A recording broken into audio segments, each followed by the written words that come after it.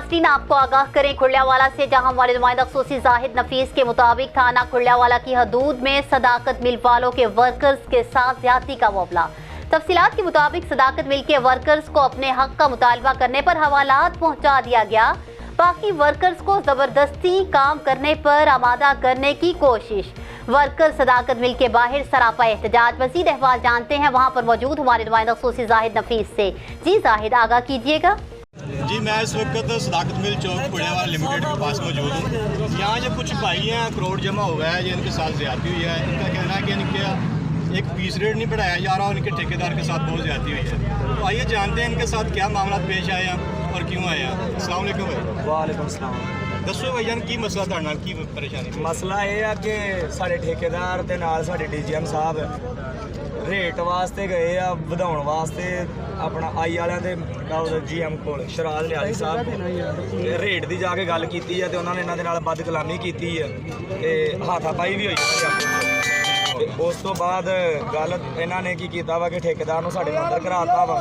2-3 ਦਿਨ ਹੋ ਗਏ ਨੇ ਉਹ ਅੰਦਰ ਵਾ, ਕੋਈ ਗੱਲਬਾਤ ਨਹੀਂ ਹੋਣ ਡਈ। ਕੋਈ ਕੱਲ ਸ਼ਾਮੀ 5 ਵਜੇ ਦਾ ਟਾਈਮ ਸੀ ਇਹਨਾਂ ਨੇ ਸਾਨੂੰ ਦਿੱਤਾ ਕਿ ਕੱਲ 5 ਵਜੇ ਤੱਕ ਬੰਦਾ ਬਾਹਰ ਆ ਜਾਏਗਾ, ਲੇਕਿਨ ਕੱਲ 5 ਵਜੇ ਤੋਂ ਲੈ ਕੇ ਹੁਣ ਤੱਕ ਤੁਹਾਡੇ ਸਾਹਮਣੇ ਕੀ ਟਾਈਮ ਹੋ ਗਿਆ ਵਾ, ਹਜੇ ਤੱਕ ਸਾਡਾ ਬੰਦਾ ਬਾਹਰ ਨਹੀਂ ਆਇਆ।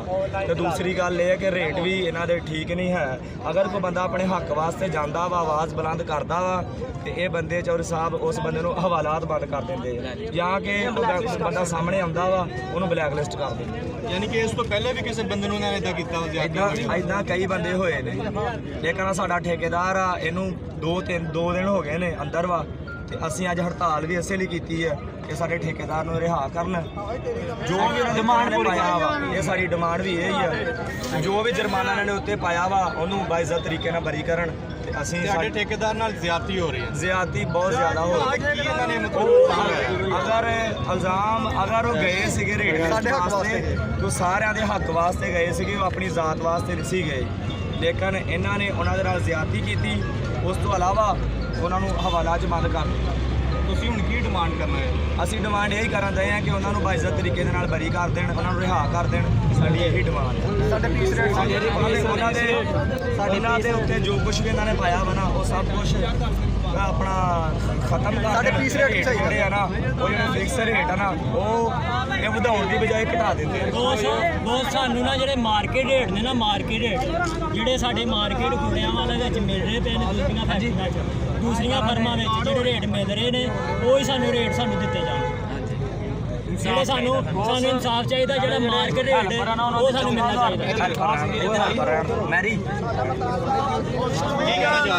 ਜਿਹੜੇ ਹੈਲਪਰ ਉਹਨਾਂ ਦੀ 14,000 ਰੁਪਇਆ ਸੈਲਰੀ ਸੀਗੀ, ਉਹਨਾਂ ਦੀ 22,000 ਰੁਪਇਆ